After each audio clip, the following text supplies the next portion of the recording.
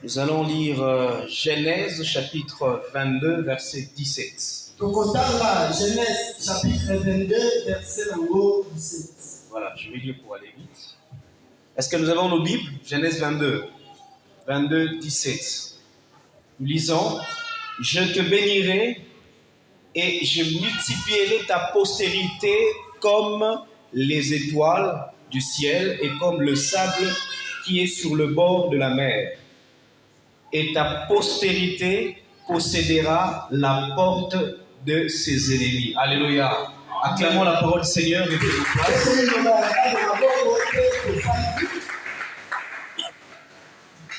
Peut-être que nous ne serons pas longs ce soir, mais nous vous invitons à nous écouter attentivement. Nous remercions le Seigneur pour cette très belle opportunité qu'il nous donne ce soir d'enseigner.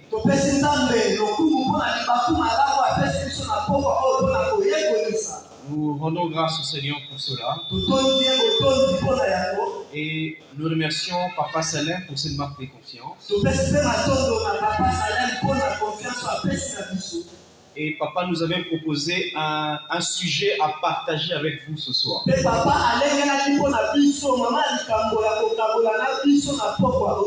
Le sujet qui nous a été proposé ce soir, c'est: ta postérité possédera la porte de tes ennemis.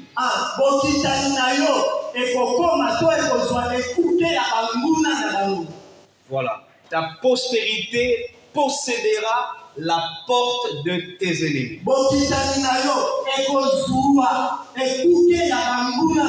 C'est ça le thème qu'on nous a proposé. Alors c'est autour de ce sujet que nous allons partager et après nous allons prier le Seigneur. Vous savez, la version que nous avions lue, c'est la version Louis II. Mais quand vous lisez d'autres versions, vous voyez que l'aperçu du thème est autre chose. Dans le sens que c'est beaucoup plus clair. Oh, alléluia. La version Seigneur dit ceci: ta descendance dominera sur ses ennemis. Ça c'est beaucoup plus clair. Et la version française courant dit ceci: tes descendants s'empareront des cités de leurs ennemis. Oh, alléluia. Et une autre version qui m'a encore fait du bien, c'est la version Vigourou. Ça veut dire la postérité possédera la ville de tes ennemis. Oh, alléluia. Ta postérité possédera la porte de tes ennemis. Est-ce qu'on est là ce soir? Gloire au Seigneur. Nous venons de lire Genèse chapitre 22. L'histoire dans Genèse 22 commence extraordinairement par une demande.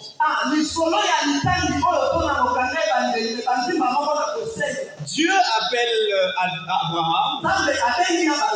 Il lui dit: donne-moi ton fils, ton unique, celui que tu aimes, Isaac.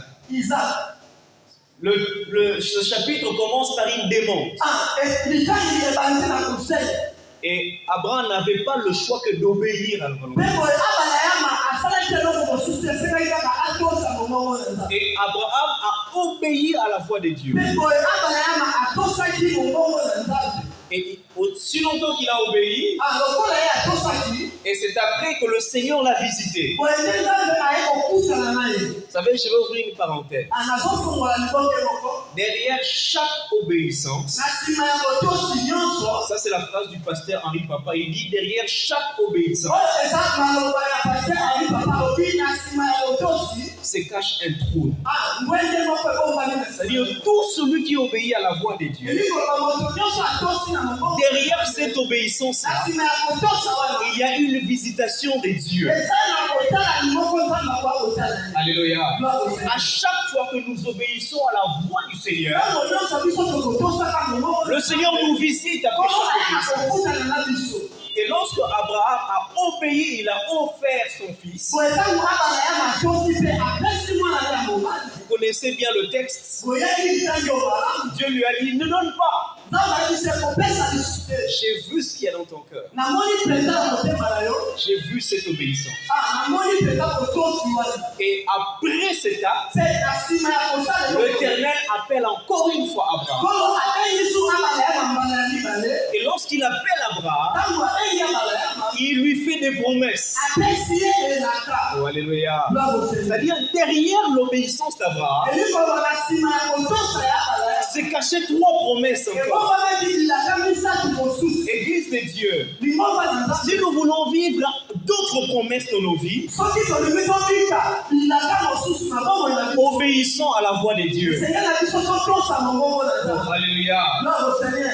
Abraham a obéi abala ya atosaki et derrière cette obéissance, Dieu l'a appelé, il lui a fait des promesses. mpe na nsima ya kotosi wana nzambe azwi mpe apesi yango lilaka Oh, alléluia. Gloire au Seigneur. C'est comme David a obéi lorsque son père lui a dit, va donner de la nourriture à tes frères. eza lokola david atosaki ntango papa yebisi ezwa bilei kende kopesela bandeko Et lorsqu'il est allé donner la nourriture, ntango amemi bango bilei c'est alors qu'il a rencontré Goliath. boyende akutanaki na goliath Et il a remporté la victoire. mpe boyende azwaki eloko Alléluia.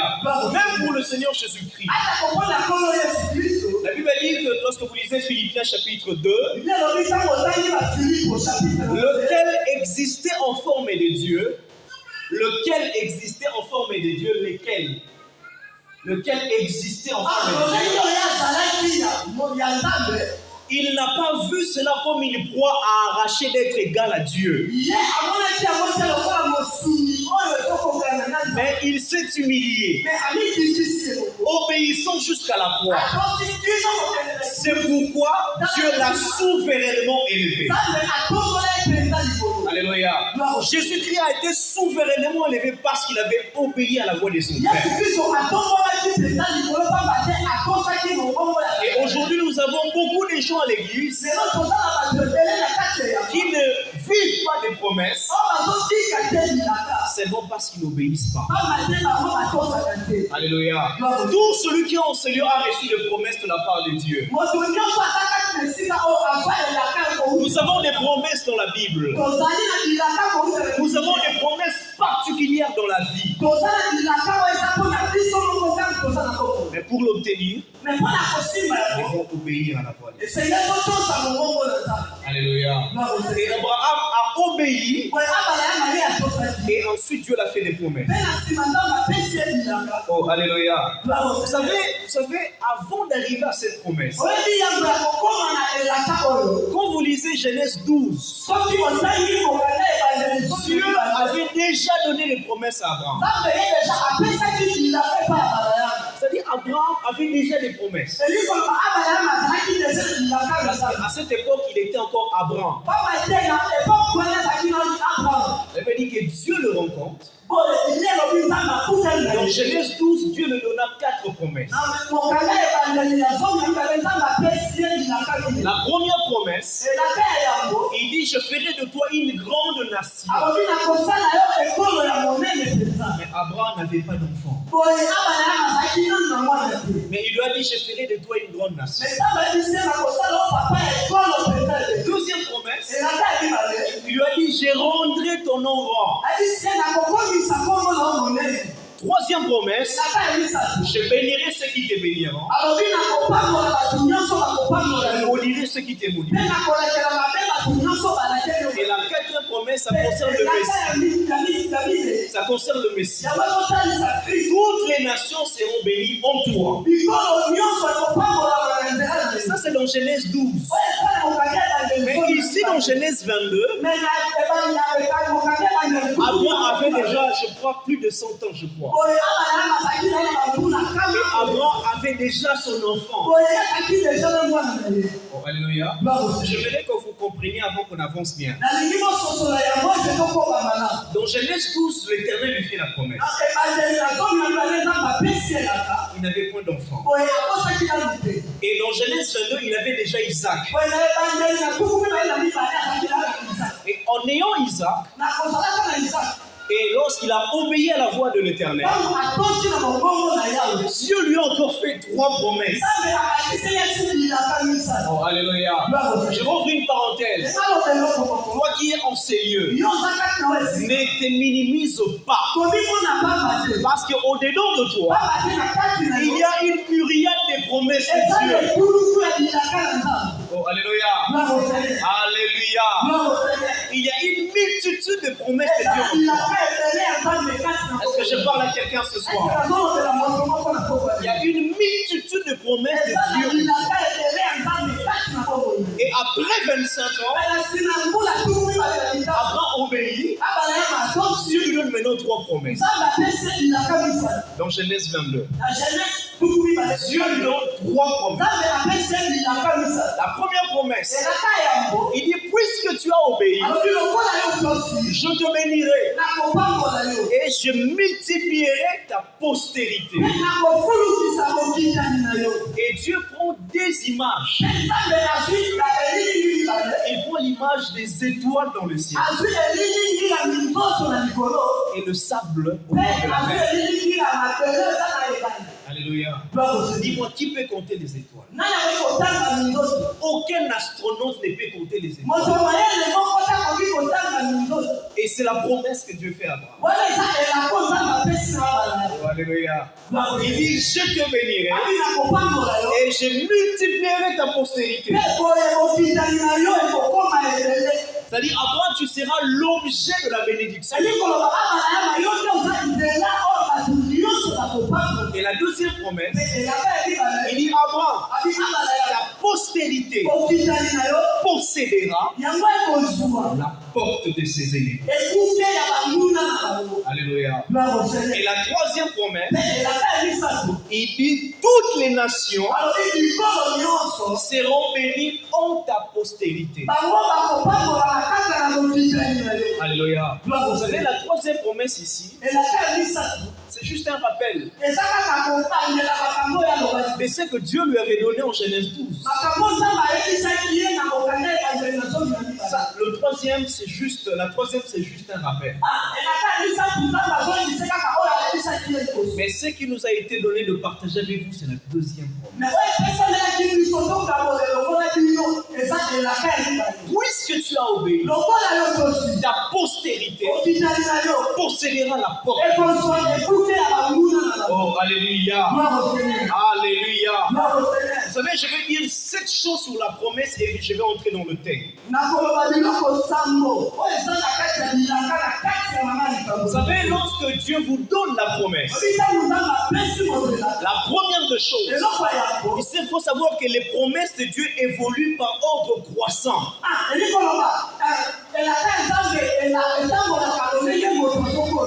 Non, ça évolue. C'est la promesse qui évolue. Évolue de façon croissante. Bon, pourquoi la croissance, c'est du plus petit au plus grand. À l'Igala, je ne sais pas comment on explique. Voilà, explique ça même comme ça. Alléluia. Dieu dit d'abord, il dit, je ferai de toi une grande nation, je rendrai ton nom grand, tu seras une source de bénédiction, tout. Ça, c'est croissant. Et la deuxième des choses qu'il faut savoir dans la promesse est que les réalisations, l'accomplissement des promesses évoluent aussi dans l'ordre croissant. Oh, alléluia. C'est que Dieu t'a dit pour la première fois. Dieu va commencer par cette fois-là. Oh, alléluia. L'accomplissement aussi évolue de façon croissante. On l'a expérimenté avec Abraham. Et la troisième des choses est que Dieu faisant toutes choses pour un but, c'est-à-dire que la promesse qu'il a dit dans ta vie, le but de cette promesse, les buts de cette promesse, c'est de s'accomplir. Il n'y a aucune promesse qui ne restera sans accomplissement dans ta vie. Est-ce que je parle à quelqu'un? Aucune promesse ne restera sans être accomplie.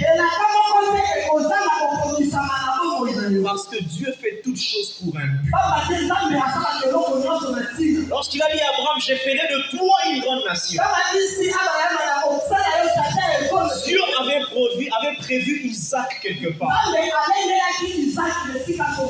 Alléluia. Oh, alléluia.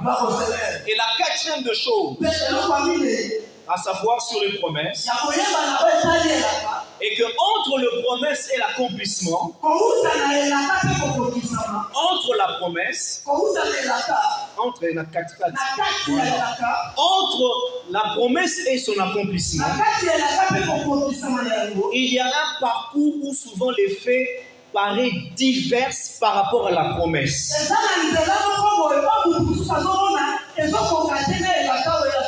Lorsque vous recevez la promesse de la part de Dieu,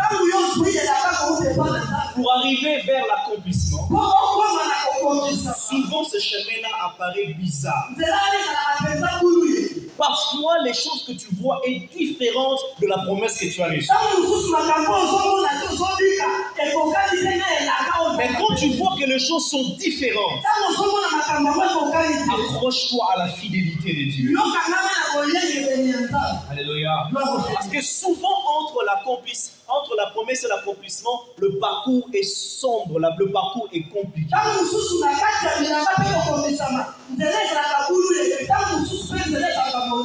Ça, c'est quelque chose de très important. Et cinquième chose, à savoir sur la promesse, est que entre la promesse et l'accomplissement, la chose la plus importante, ce n'est pas la vitesse à laquelle tu cours vers l'accomplissement, mais plutôt le fait de rester sur la direction de l'accomplissement. Vous savez, il y a beaucoup de gens qui courent vite, qui dépassent même l'accomplissement. Abraham a dépassé l'accomplissement. Il a suivi la voie de sa femme. Et il a eu Ismaël. Ça s'est allé plus vite que l'accomplissement. Je vais dire une chose ce soir. Si tu vas plus vite dans l'accomplissement, tu vas dépasser même l'accomplissement. Mais lorsque tu restes sur la direction de l'accomplissement, Dieu va t'amener au bon moment, au bon endroit pour réussir à accomplir. Bon, alléluia. Ce qui est plus important, ce n'est pas la vitesse, mais c'est la direction. Est-ce que tu es réellement sur la direction de l'accomplissement? Oh, alléluia. Parce que les gens veulent aller vite lorsqu'ils reçoivent leurs promesses. Et ils oublient que ce qui est important, c'est la direction. Alléluia. Sixième chose, est que la promesse est un projet. Il y a une différence entre un projet et une idée.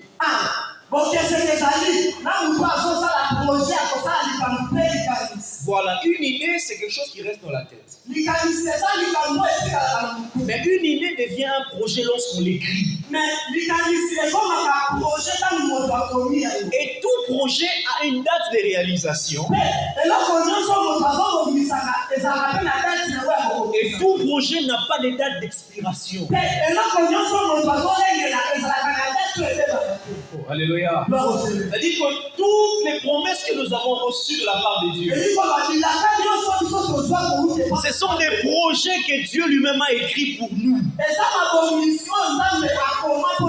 Quand vous lisez Jérémie chapitre 29, Je connais le projet que j'ai formé sur vous. En d'autres termes, moi-même, j'ai pris mon stylo, j'ai écrit pour ton bonheur. Imagine-toi que Dieu a pris son stylo, il a écrit. Jérémie, tu vas arriver sur tel endroit. N'est-ce pas que quand Dieu écrivait, il y avait déjà une date de réalisation. J'annonce une bonne nouvelle pour quelqu'un. Les promesses que Dieu a dites sur toi, même ce que tu as eu dans une prophétie, ce sont des choses que Dieu a écrites avec son stylo. Aucun sorcier ne va effacer ces choses. Et comme aucun sorcier ne va l'effacer, je déclare pour toi ce soir que les projets de paix et non de malheur accompagnent réellement ta vie au nom de Jésus. Est-ce que je parle à quelqu'un ce soir? Là, les promesses sont des projets que Dieu a écrits avec son stylo. Alors, toi, trouve-toi un frottoir pour effacer. C'est impossible. Si vous trouvez quelque chose qui peut effacer les écrits, ça ne va pas effacer, ça va complètement déchirer la feuille.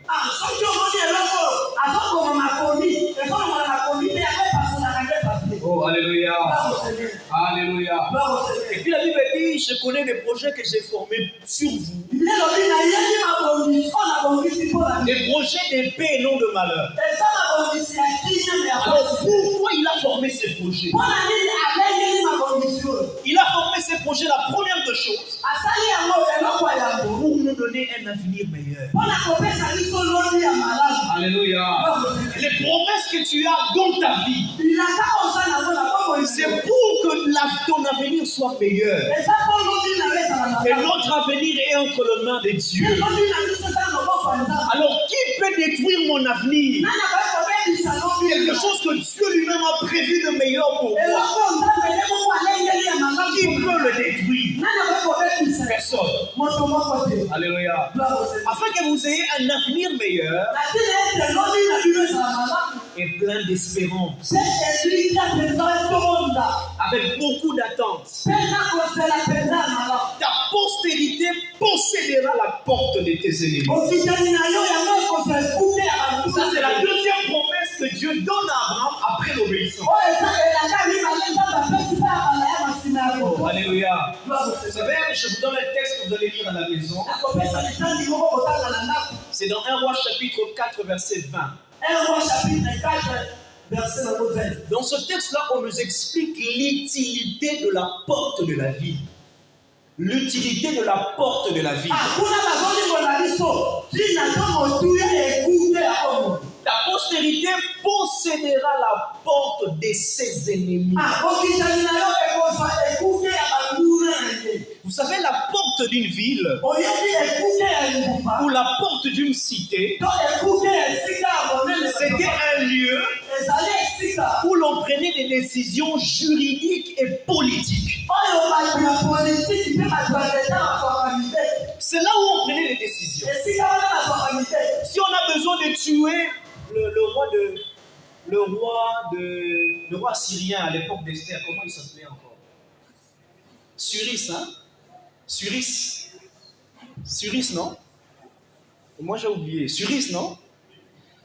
Ah, bah, doit être un Bible qui est. Assuris ou Suris? Assuris ou Suris? Ah, ça c'est dangereux. Ah. Bon, Nabomi Komuna, et moi j'ai oublié son nom. C'est dans la porte de la ville que l'on a pris des grandes décisions. Je veux ouvrir une parenthèse. Toutes les personnes qui combattent ta vie, toutes les personnes qui réfléchissent sur ton malheur, ils prennent des décisions à la porte de la ville. Lorsqu'on a pris la décision pour tuer le roi qui était le mari d'Esther, c'était à la porte porte de la ville que Mardochée a entendu cela. C'est à la porte de la ville qu'on complote contre nous. C'est à la porte de la ville que les gens parlent. Sur cette avenue, les gens ne vont pas se marier. Dans cette famille, les gens ne vont pas réussir. C'est devant la porte de la ville.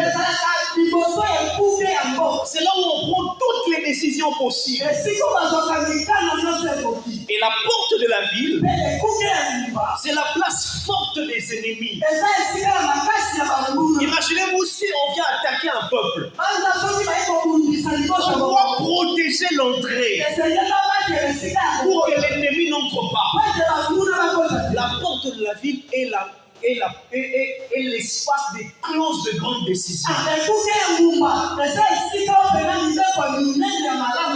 Mais lorsque Dieu dit à Abraham, la postérité possédera la porte de ses ennemis, c'est l'unique promesse qui est mission. Imaginez-vous, il dit, je te bénirai, je multiplierai ta postérité. Il n'y a pas de mission. Toute la famille de la terre sera bénie en toi. Il n'y a pas de mission. Mais la mission claire et définie, ta postérité possédera. C'est-à-dire, je vous donne une mission. Cette mission est une promesse que tu vas posséder. Oh, alléluia. Alléluia. En d'autres termes, ta postérité va conquérir grâce au leadership.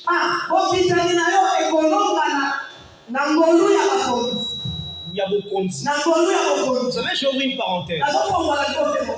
Pour dominer quelque part, pour posséder quelque chose, il faut qu'on vous introduise. Ici, maintenant, Christ voulait dire ceci. Ta postérité va posséder, mais ils peuvent posséder sous des leaderships. Sous le leadership de Josué et sous le leadership de Messie. Oh, alléluia. Je vais dire une chose ce soir. Le pouvoir, la domination que Dieu te confère. Tu ne peux régner que sur tes ennemis. Tu ne peux régner sur quoi que ce soit. Si tu es sous un leadership. Si tu n'es pas sous un leadership, tu ne vas pas posséder. Oh, alléluia. Ta postérité possédera.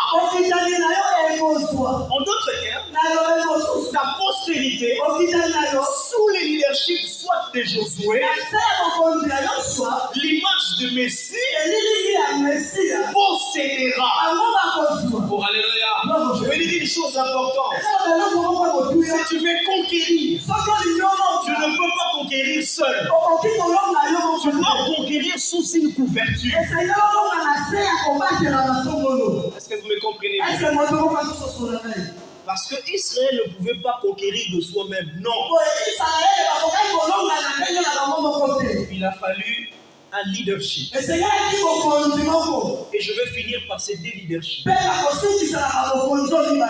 premier leadership, c'est le leadership de Josué. Deuxième leadership, c'est le leadership du libérateur. Jésus-Christ. Oh, alléluia. Parce que Dieu, quand il a vu Abraham, il a dit que dans ta postérité, ils vont posséder Canaan.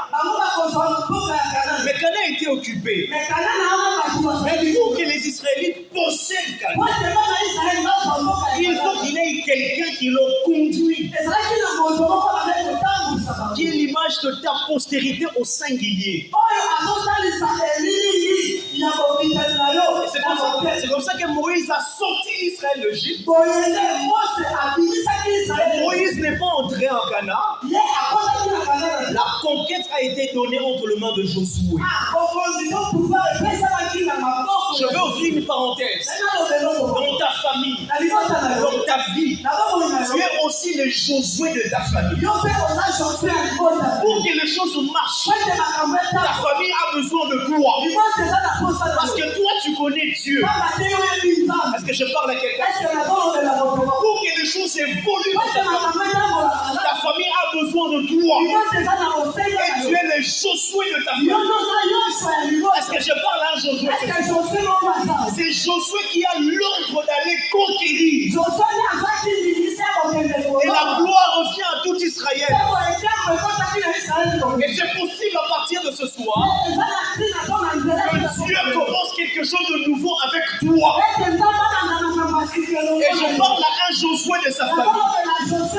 Où les situations de la famille semblent compliquées. Mais Dieu se choisit toi, Josué, pour changer la situation de ta famille. Est-ce que je parle à un Josué ce soir? Le Seigneur t'a choisi les leaders. Parce que derrière toi, tout Israël, toute ta famille sera sauvée. Et ta famille va conquérir. Alléluia. Pour conquérir, pour posséder, c'est sous un leadership. Vous savez, Josué, la personne de Josué, était un brillant chef militaire. Donc en Israël, après Josué, on voit Saoul et David. Donc Josué, c'est le brillant chef militaire qui a fait quelque chose d'extraordinaire. Il a conduit Israël plus ou moins 25 ans. Il a conduit Israël vers la conquête, qui était une prophétie mission que Dieu avait donnée à leur père.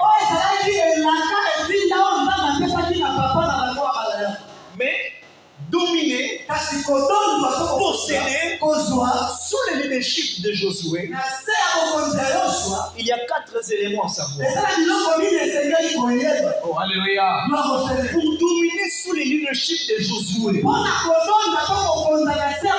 a 4 choses à savoir. La première des choses, pour dominer, pour que Josué domine ou possède la postérité, plutôt les portes de leurs ennemis. La première des choses, il faut être en alliance avec Dieu. Josué avait l'alliance du Dieu de Moïse. Si tu n'es pas en alliance avec Dieu, tu ne vas jamais posséder. Si tu n'es pas en alliance avec Dieu, tu ne vas pas régner sur les mauvaises choses qui rôdent autour de ta famille.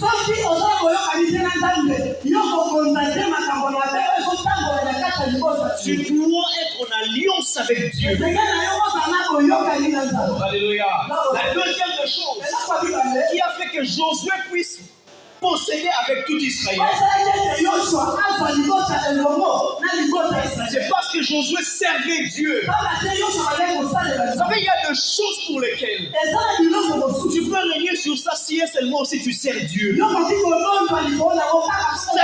si tu sers Dieu.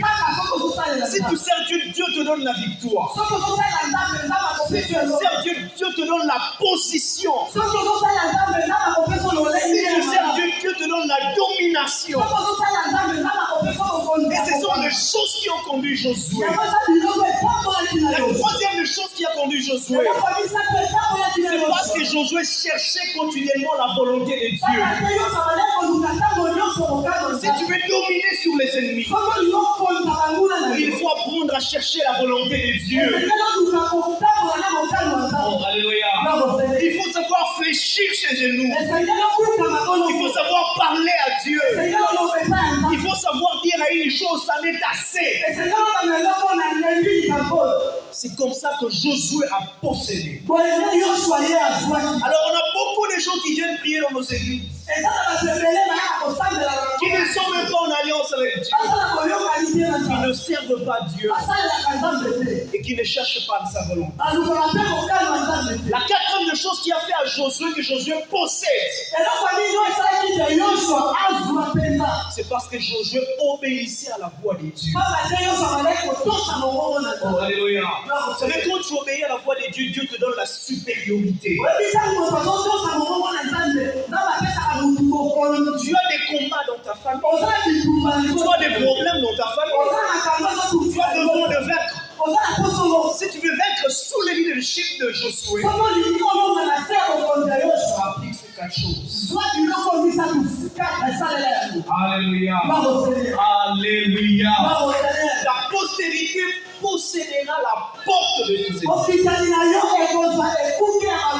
Mais gloire au Seigneur. Il y a un leadership qui est plus grand, plus excellent que le leadership de Josué. C'est le leadership du libérateur. Josué a possédé avec Israël. Et toi et moi, nous allons posséder par le leadership de Yoshua Mashiach. Parce que c'est un leadership excellent. Alléluia. C'est un leadership excellent. Pour Jésus-Christ, lorsqu'il arrive, il accepte de passer sur la croix. Colossiens chapitre 2, verset 14. Il a dépouillé toutes les dominations. Il a dépouillé Satan. Il a dépouillé l'autorité. Et il nous a conféré ce pouvoir. Alors quand est-ce qu'il nous a conféré ce pouvoir? Lorsque Jésus voulait s'enlever. Lorsqu'il voulait partir. Il a rassemblé ses disciples. Il a dit une chose. Voici les miracles qui accompagneront ceux qui auront cru. En mon nom, ils chasseront les démons. Ils saisiront les serpents. Même s'ils prennent quelques breuvages mortels, cela ne leur fera rien. Parce que je leur ai conféré l'autorité. Alléluia. Pour celui qui est sous le leadership de Christ, il a l'autorité automatique en lui. Oh, alléluia. Il a le leadership, l'autorité sur lui. À quiconque croit, il leur a donné le pouvoir. Alléluia. Il leur a donné le pouvoir. Ça, c'est quelque chose de formidable. C'est-à-dire que ce soir, tu as un mot à dire sur tous les petits démons là qui visitent ta famille.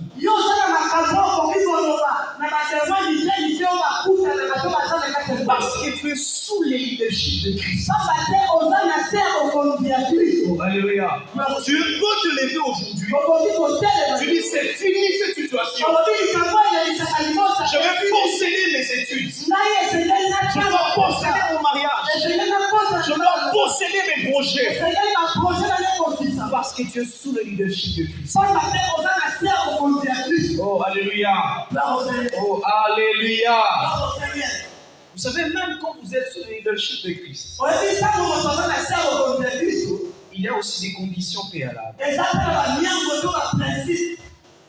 Même dans le leadership de Christ, il y a des conditions préalables.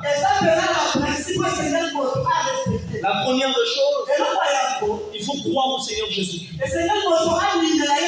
Vous savez, Jésus-Christ a plus ou moins 777 noms dans la Bible. Maintenant, toi, tu as un oncle qui est au village. Il a seulement 3 noms. Entre celui qui a 3 noms, entre celui qu'on appelle le nom par rapport à la circonstance. Alors, qui est le plus grand? Alléluia. Qui est le plus grand?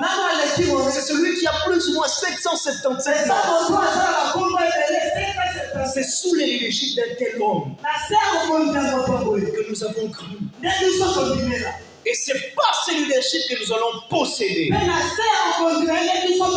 Et Est-ce que ce soir, il y a des gens qui sont conscients qu'ils peuvent posséder même les choses qui les a échappées?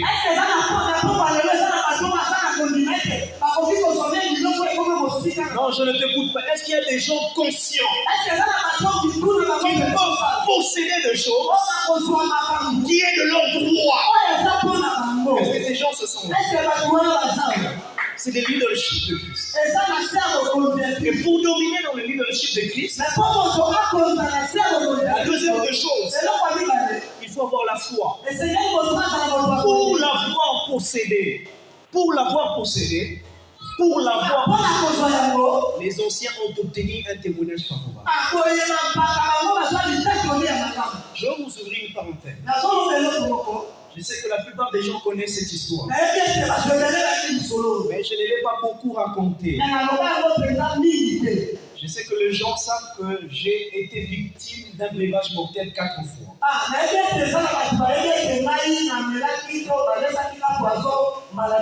Quand j'ai commencé à travailler quelque part, en 2022, aux environs du mois de septembre, octobre, j'en ai réussi la 5e.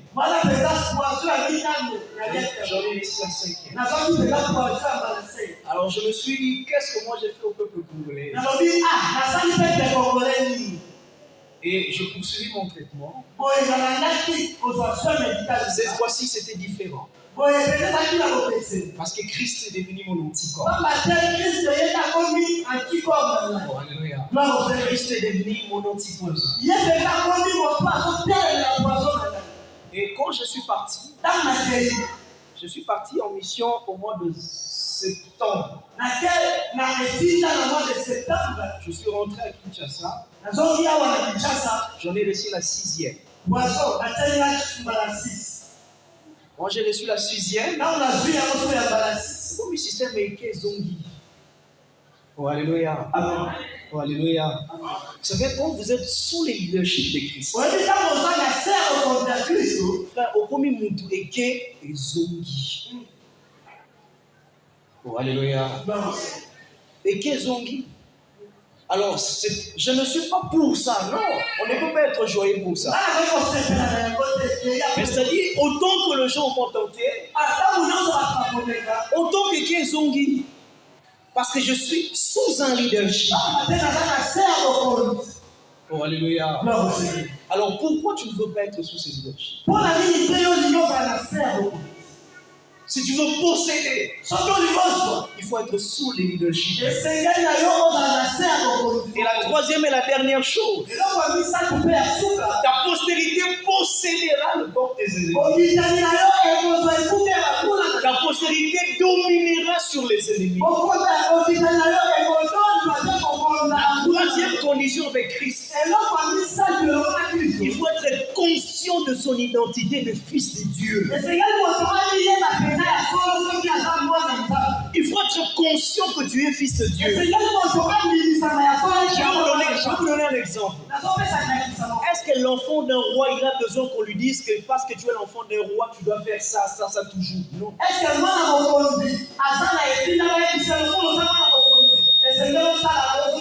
Prenons le roi de la Belgique. Pour que son enfant donne un ordre à un militaire,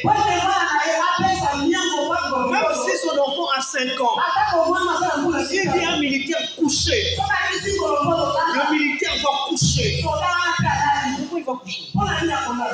Parce que le fils, il est conscient de l'identité qu'il porte de son père. Alors, dans les situations qui arrivent dans ta vie, est-ce que tu fais jouir la conscience de Christ qui est en toi? Vous savez, à une certaine époque, ma mère souffrait d'un truc qu'on appelle Mwanza. Je ne sais pas comment on appelle ça en français. Dans les dos, c'était compliqué. Elle n'allait pas au travail, c'était compliqué. Un jour, je me suis levé le matin. J'étais en culotte, bras cassés. Je l'ai fait, il était en train de pleurer. J'ai touché son dos. Je n'ai pas prié. J'ai dit à partir d'aujourd'hui, tu ne reviendras plus jamais sur ces dos. Jusqu'aujourd'hui, ça fait plus de 2 ans. Il n'y a plus rien sur son dos. Et il n'y en aura jamais. Lorsque tu es conscient de ton identité, tu vas dominer sur tes ennemis. Amen. Tu vas dominer sur tes ennemis. Je vais dire quelque chose et puis nous allons prier. Vous savez, être conscient de qui on est en Christ. Être conscient de qui on est pour Christ fait de nous des porteurs de solutions dans nos vies.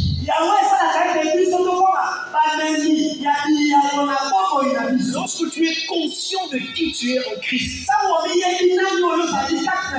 tu es le porteur de solutions. Est-ce que je parle à un porteur de solutions? Est-ce que tu es porteur de solutions? La deuxième chose, ton comportement devant le problème que tu as doit être conforme à ta position de fils. Si vous avez la foi comme un grain de sénévé, c'est-à-dire si vous avez la conscience de en qui vous avez cru, vous direz à cette montagne, déplace-toi. Alors, est-ce que tu es conscient de qui tu es? Oh, alléluia. Troisième chose, connaître son identité rend conscient votre environnement de qui vous êtes.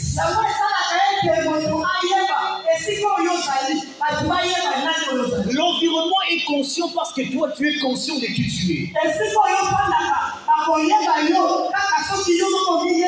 Vous savez, Moïse rencontre l'Éternel. L'Éternel lui dit, va délivrer mon peuple en Égypte. Il dit, dis à mon peuple que je suis celui qui suit, qui m'a envoyé. Et quand tu iras en Égypte, je ferai de toi Dieu devant Pharaon. Parce que tu as la conscience que tu marches avec celui qui suit. Si tu es conscient de qui tu es en Jésus, tu ne vas pas trembler devant une situation. Non! Tu ne vas pas trembler devant une maladie. Non! Tu ne vas pas commencer à pleurer comme ça. Non! Lorsque tu es conscient de qui tu es, celui qui est conscient de qui il est en Christ, devant les sorciers de sa famille, Dieu fait de lui un petit Dieu devant les petits sorciers. Parce que tu es conscient de qui tu es en Christ. Est-ce que nous sommes conscients? Vous savez, le fait d'être conscient que je suis fils de Dieu, ça pèse. Dans le monde des ténèbres, ça pèse. Oh, alléluia. Alléluia. Et la dernière chose, et que la conscience repousse les limites. Quand tu es conscient de qui tu es en Christ, tu repousses toutes les limites de ta vie. Alors ce soir, je vais prier avec des personnes conscientes. Est-ce que tu es conscient de qui tu es en Christ? Est-ce que tu es conscient de l'œuvre du calvaire?